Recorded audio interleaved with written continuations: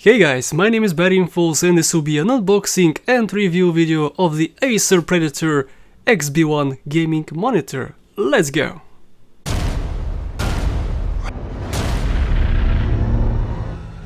The Acer XB1 is currently the best 1440p gaming monitor on the market, which is also a direct competitor to the Asus ROG Swift PG279HU, which is a mouthful. Now, why would I choose the Acer instead of the Asus? They're pretty much the same. Well, there's only one reason why you would choose the Asus instead of the Acer. If you live in the US.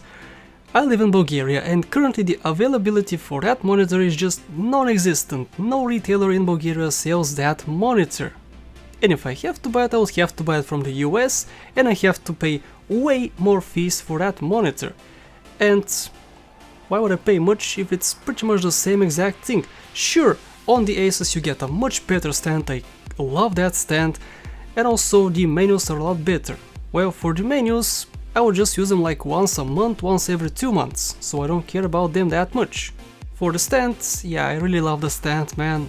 This stand, actually I don't like the stand at all, because with my setup it would be hard to fit where I'm gonna put it. You're gonna see later in the video. As you can see on the side and the top of the box, this is a 27-inch or 69 centimeters WQ HD 2560 by 1440p with ultra low motion blur, eye protection and pretty much a zero frame. The bezels are pretty much non-existent.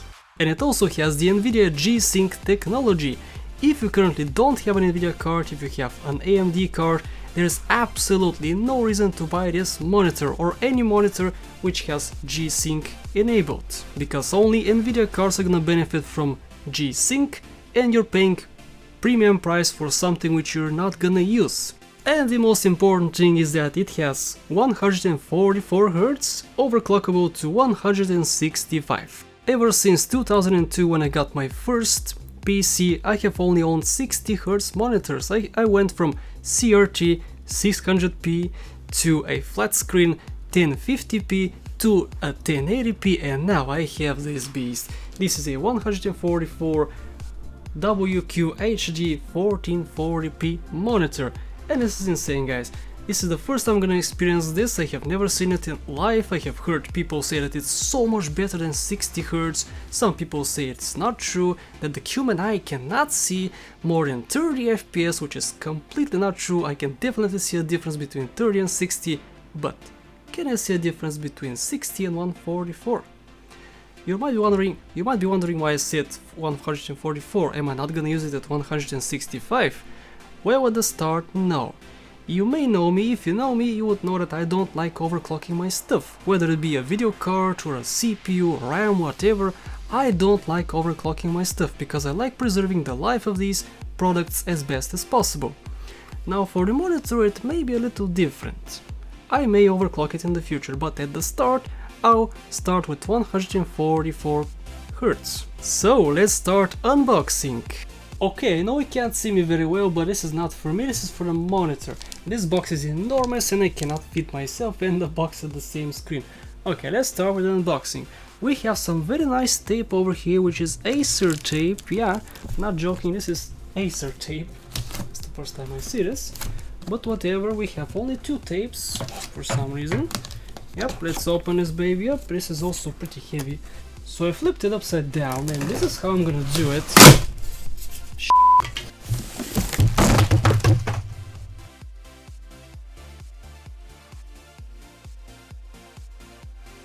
That's pretty empty, and this is it. This is the monitor. We have a bunch of cables. I'm gonna show the cables to you later. Let's put this down. Something else broke, I'm pretty sure. Okay. We have a stand. It's a pretty sturdy stand. Actually, the material is actually great on this. Wow. That's pretty good. I may have to look at the manual in order to install this properly.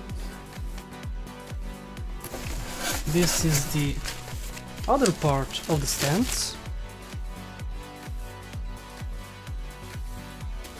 This is also important.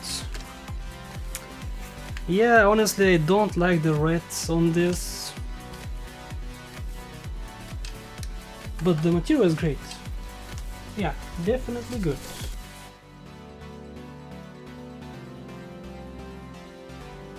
Holy crap, this is heavy. Let me see. Alright. It has some protection on it, which is what I like seeing. And I gotta say, this packaging is really good. Protects it very well, and you saw the box. The box itself is pretty beaten up, which is standard. I mean, all couriers beat up their boxes. I have seen how they work, because I know a person who's a courier and I know exactly how they work. Okay, some more protection here. Cool. And this, guys, is the monitor itself. Pretty big.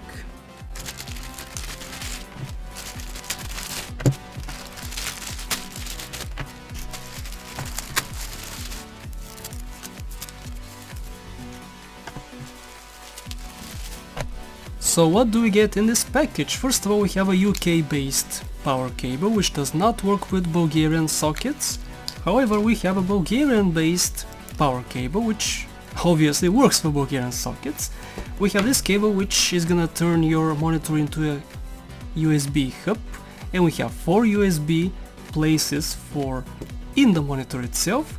We have a DisplayPort display cable, and we have a bunch of manuals. We have a book of some sorts. We have this as well. This is the warranty. This over here is a huge list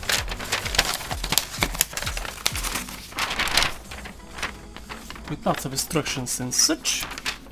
And these 2 stickers, this tells you what it is, how many watts it is, how big it is and whatnot. And we have this small book with the offices of Acer. I'll be reading that manual because I need to install this. This is the stand itself. And this is your mom's dildo, which is gonna be so difficult to put in place, so that's why I'm gonna need the manual in order to install it. Believe it or not, there is no actual instruction on how to install this to this. All it says is a few lines, just, where is it exactly? This, over here. I hope you can see it. Just turn clockwise and lock it into place, that's all it says. And you don't actually need an instruction for this, it's actually quite simple. I was expecting something a lot more difficult. So you see this is the center of the whole thing, and this is the center of this part. What you do is put the center not on the center, but on the left side, like so. Hopefully I won't hit my microphone because it's so close. Just hit it correctly, there we go. Once it's down, what you have to do is turn it clockwise and it's gonna lock into place. As you can see, this is the center and this is also the center. What you do now is turn it upside down, like this, and you can see this little screw. Pull this up, turn the screw like this,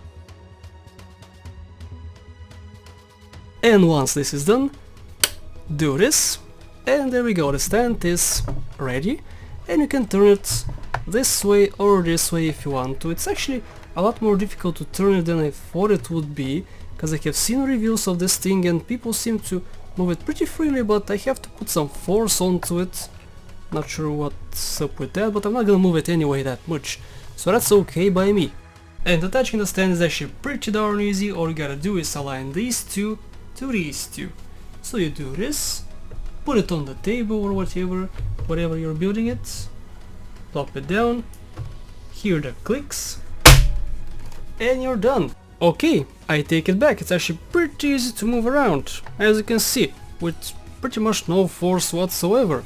As long as the monitor is on the stand, you get no force from moving this thing.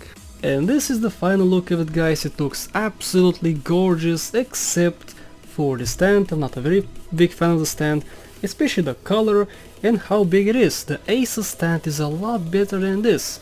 I like that you can tone it down and turn it up pretty high as well, which I'm probably not gonna do, but it's nice to have. Oh yeah, and one final thing I forgot to mention is that you can do this, without any force again, and you can put it to the top like that.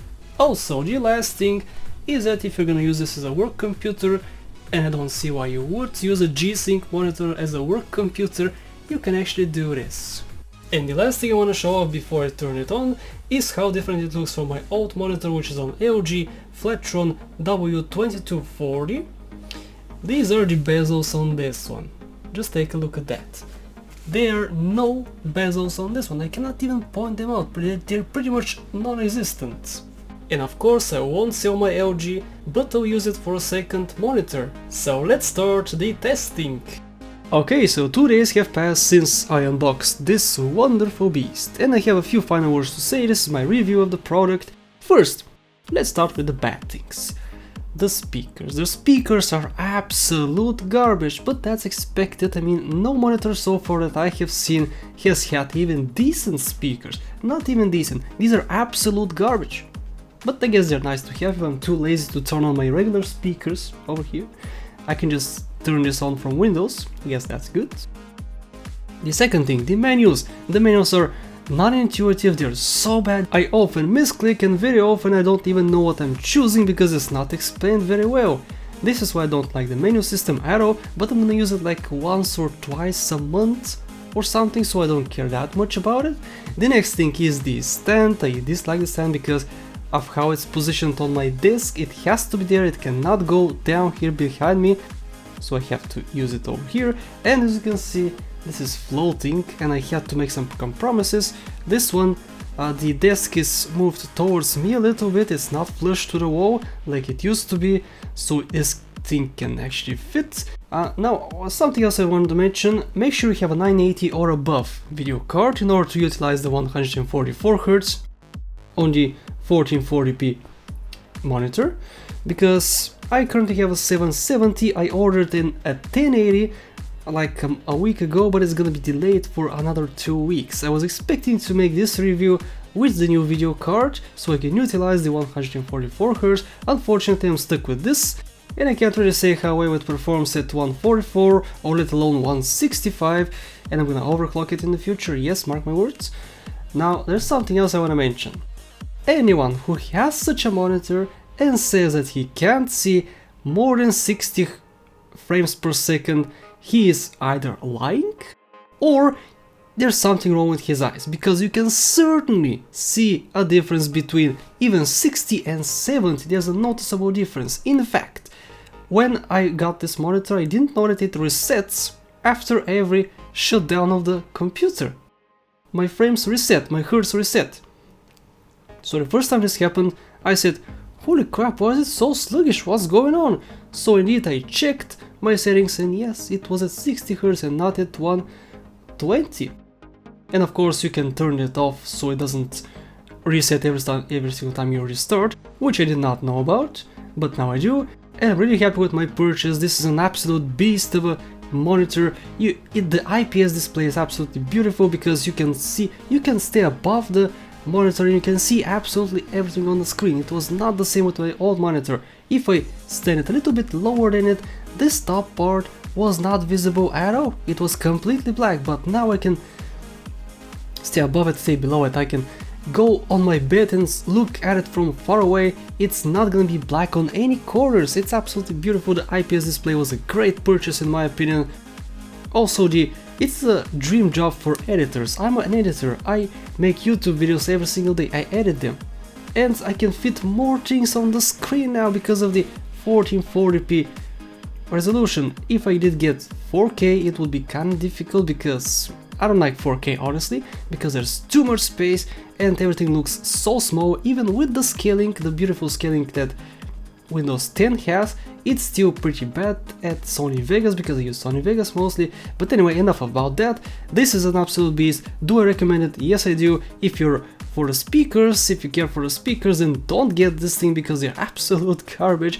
If you like the stand, some people like the stand of course, but for my setup it's not a beautiful stand in my opinion. The IPS display is absolutely gorgeous.